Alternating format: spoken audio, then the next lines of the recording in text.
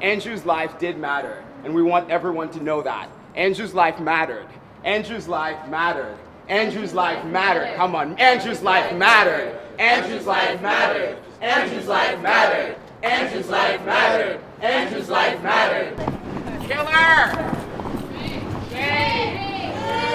Murdering God!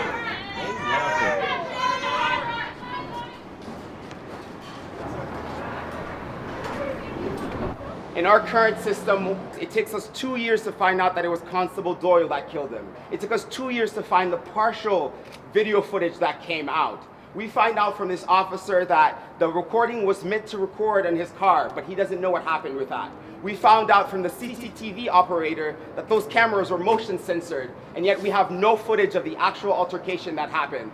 These processes are just meant to remind us that we're just a blip of time, and that these current system, the 9 lawyers who are representing the police, the 9 lawyers who are getting paid $500+ an hour, are meant to just criminalize us, are meant to justify our death, and are meant to just seal it and put them behind closed doors. Enough is enough.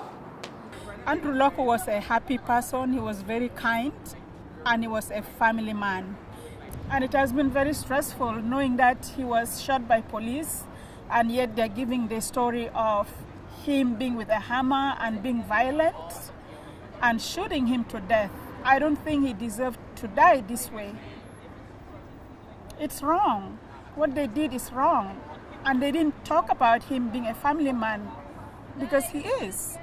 We called for this inquest because we knew that this was essentially the only way that some of this information would have gotten out. Just right now, we actually know that it's Andrew Doyle that killed Andrew Loku. And yet throughout this process, we've heard all this information about Andrew Loku. We knew what was happening that night. We knew what he was wearing. We knew what state of being he was in. We know about his entire mental health medical history, and yet we still know nothing about the officer that killed him.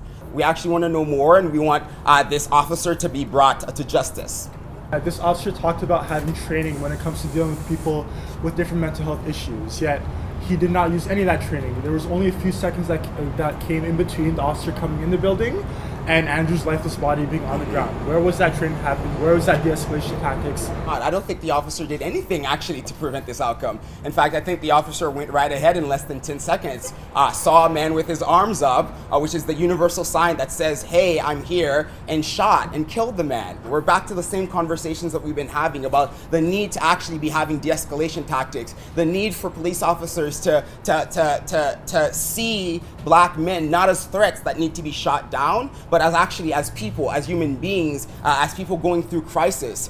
We saw in the security footage when he was entering the building, he had his hand on the gun the whole time.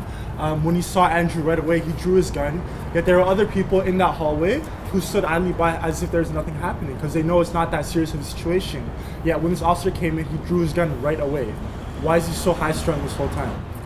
This was a scenario in which a police that's been under scrutiny for the ways that they interact with people with mental health histories, a police that's under particular scrutiny after Semi 10. This was the same police force that has come into a building and within 15 seconds killed somebody going through a mental health crisis. I think that this says a lot about the state of policing, and this says a lot about the state of anti-black racism within police. I think that it's time now to start looking into Andrew Doyle, start looking into his past. What interactions has he had with communities? It's to shift the questions away, to shift the focus away, and the blame away from Andrew Loku for his own death, when we need to start focusing on actually who caused Andrew Loku to die, Andrew Doyle.